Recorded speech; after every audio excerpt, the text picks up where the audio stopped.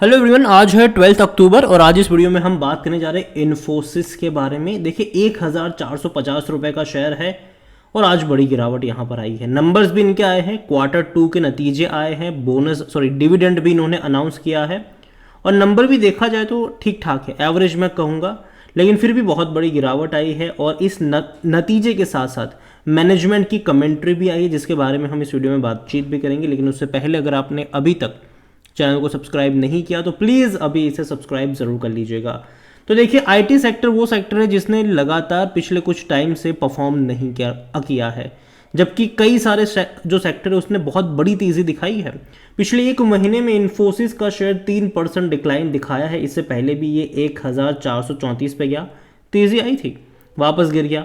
एक साल की अगर हम बात करें तो 2% का ही ग्रोथ है। ग्राफ काफ़ी इंटरेस्टिंग है, तेज़ी दिखाता है, गिरावट आती है, तेज़ी दिखाता है। बहुत बड़ी गिरावट हमने देखी जब लास्ट क्वार्टर के इनके नंबर आए थे, जब लास्ट क्वार्टर मार्च के जब नंबर आए थे तो लगातार ये गिरा था। उसके बाद फिर से तेज़ी अटेम्प्ट करी और लेकिन जब जून के नंबर आए ये फिर से गिर गया, फिर से तेज़ी अटेम्प्ट कर रहा था। लेकिन अभी जब नंबर आए हैं शायद थोड़ा सा और डिक्लाइन आपको यहाँ पर देखने को मिल सकता है। नतीजे की तरफ अगर हम चले तो 18 रुपए का इन्होंने डिविडेंड भी पे किया, जो कि अच्छा है, खराब नहीं है।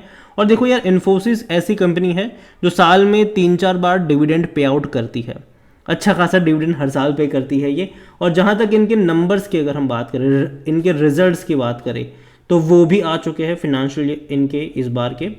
और इस बार इनका जो रेवेन्यू आया है वो तकरीबन 38,994 करोड़ का है, जो कि पिछले साल के 36,000 करोड़ से तो काफ़ी अच्छा है।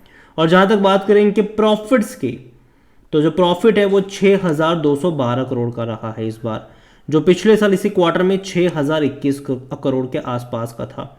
तो पिछले साल के मुकाबले इनके प्रॉफिट्स आपको देखने में अच्छे लग रहे हैं, डेफिनेटली अच्छे लग रहे होंगे। लेकिन देखा जाए तो देखो मैनेजमेंट की कमेंट्री भी कुछ मायने रखती है, वो भी काफ़ी पॉजिटिव है।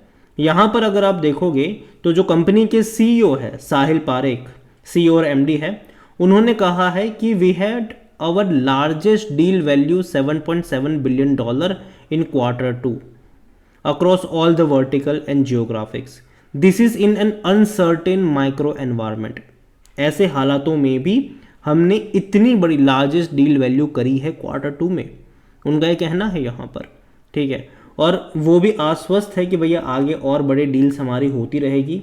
और सिंपल सी बात है, देखो कंपनी हमेशा अच्छी बातें करती है और वो उन्होंने करा भी, और डेफिनेटली देखा जाए तो अच्छी डील उन्होंने करी भी है, ठीक है। अगर हम बात करने जाए तो कंपनी अगर आप देखो तो अभी एआई के ऊपर बहुत ज़्यादा है। अभी इन्होंने हाल फिलहाल में ही एआई के पीछे एक बड़ी वर्कफोर्स को भी लगाया हुआ है। और जहाँ तक बात करी जाए वॉल्यूम्स की तो भैया बड़ी क्वांटिटी में शेयर ट्रेड हुए हैं। आज 1 करोड़ से भी ज़्यादा की क्वांटिटी में शेयर ट्रेड होते नजर आए इन्फोसिस के। और जहाँ तक बात करें कंपनी में तो according to Moneycontrol user 58% लोग कह रहे हैं खरीदो, जबकि 42% लोग कह रहे हैं बेचो और भाग जाओ। यहाँ पर जहाँ तक बात करें इनके डिविडेंड्स की तो इस बार 18 का पे करा है और इससे पहले इन्होंने 17.50 रुपये का पे किया था डिविडेंड। साल में 2 बार डिविडेंड पे आउट करता है और अच्छा पे करता है। और जहाँ तक इनके क्वार्टरली नंबर देखा जाए तो लास्ट क्वार्टर में भी ऑलमोस्ट इतने ही थे। सितंबर का अगर आप देखोगे यहाँ पर तो तकरीबन 37,933 करोड़ का इनका रेवेन्यू, मतलब जून में, और सितंबर में उसके आसपास का ही रहा है, अच्छा कहूँगा। लेकिन दिसंबर में इससे पहले और बड़ा रेवेन्यू था इनका। अगर हम प्रॉफिट वाइज भी देखेंगे तो प्रॉफिट इनके ठीक ठाक मैं कहूँगा, लेकिन फिर भी एक क्वार्टर ऑन क्वार्टर ग्रोथ ज़रूर आया है। हालांकि दिसंबर में बहुत अच्छा परफॉर्मेंस था, उसके मुकाबले अभी भी वो ऊपर नहीं उठ पाए हैं, ये एक थोड़ी सी दिक्कत यहाँ पर ज़रूर है।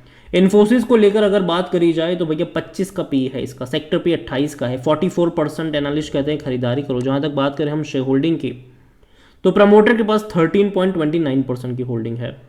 यहाँ पर म्यूचुअल फंड 16.58% की होल्डिंग लेकर बैठे हैं, डोमेस्टिक के पास 14.43% की होल्डिंग है और एफआईज 29.75% की होल्डिंग लेकर बैठे हुए हैं। रिटेल और अदर की मिलाकर बनती है 25.95%, जिनमें से रिटेल इन्वेस्टर 8.29 पर है और अदर पार्टी 17.66% पर है। हालांकि ये जून क्वार्टर की शेयर होल्डिंग पैटर्न है, सितंबर की देखना होगा कि जब अपडेट होती है तो क्या परफॉर्मेंस इसका देखने को मिलता है।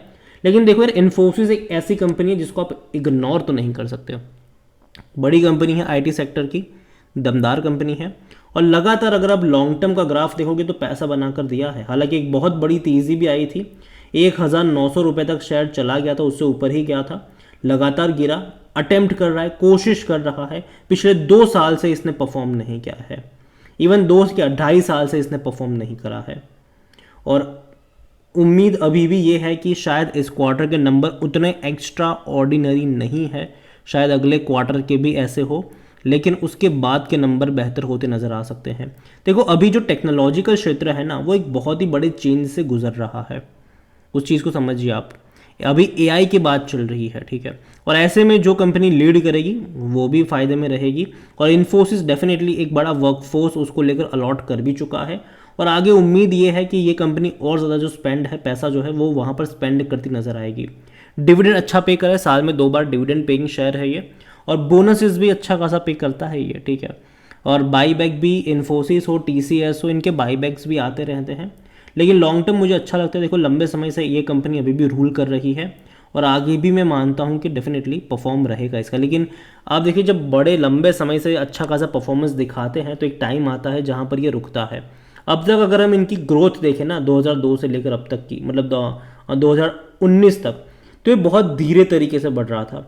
लेकिन बहुत बड़ी तेज़ी इसने दिखा दी कोविड के दौरान, और बहुत बड़ी रफ्तार आई थी। तो ये करेक्शन एक्सपेक्टेड है, और यही वजह है कि लंबे 2 साल से इसने 2.5 साल से इसने परफॉर्म नहीं करा है। नतीजे के बाद पिछले 2 क्वार्टर में ये चीज़ देखने को मिली है कि रिजल्ट्स के बाद ये शेयर गिरा है। जैसे कि आप यहाँ पर देखो, मार्च के जब रिजल्ट्स आए थे ये एक झटके में गिर गया था, जब जून के नंबर्स आए थे ये एक झटके में गिर गया था। इस बार भी मैं कुछ ऐसा ही एक्सपेक्ट इससे कर रहा हूँ, लेकिन मुझे लगता है कि अगर इन्फोसिस का शेयर आपको 1300 रुपये के आसपास मिलता है, डेफिनेटली मौके वहाँ पर बन सकते हैं खरीदारी के।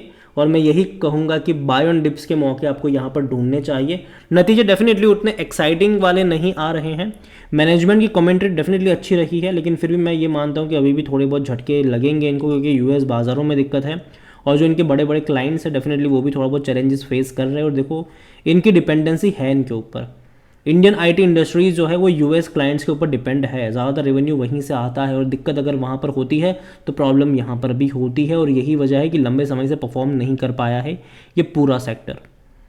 तो उम्मीद करते हैं कि चीज़ें बेहतर हो, लेकिन अभी एटलीस्ट मुझे लगता है कि ये कुछ टाइम का डिक्लाइन होगा यहाँ पर। लेकिन डेफिनेटली लॉन्ग टर्म का आउटलुक मुझे ख़राब नहीं लगता है। ये बाय ऑन डिप्स के जो मौके हैं वो डेफिनेटली आपको यहाँ पर देखने को मिलेंगे, और नज़र आपकी वहाँ पर होनी भी चाहिए, नज़र होनी भी चाहिए। ये वो सेक्टर जिसको आप इग्नोर नहीं कर सकते। टेक्नोलॉजिकल अगर हम देखें तो वो धीरे धीरे हम आगे ही बढ़ेंगे, पीछे कभी नहीं जाने वाले हैं। और जो कंपनी क्षेत्र में काम करेगी डेफिनेटली अच्छा खासा पैसा वो छापेगी ज़रूर। तो ओवरऑल अगर मैं बात करूँ, डिविडेंड अच्छा पे आउट कर रहा, मतलब ये कर रहा है, अनाउंस हुआ है यहाँ पर। नतीजे एवरेज मैं कहूँगा इसको, और जिस तरीके का ट्रेंड है कि पिछले 2 क्वार्टर के नतीजे के बाद ये गिरा है, इस बार भी मैं कुछ ऐसा ही उम्मीद कर रहा हूँ। बाकी मर्जी आपकी है। वीडियो को यहीं पे एंड करूँगा, पसंद आया हो तो लाइक करो, शेयर करो, चैनल अगर आप पहली बार हैं तो प्लीज़ सब्सक्राइब करें। और इन्फोसिस के बारे में आप क्या सोचते हैं वो भी आप मुझे कमेंट में लिख के बता सकते हैं। Thank you.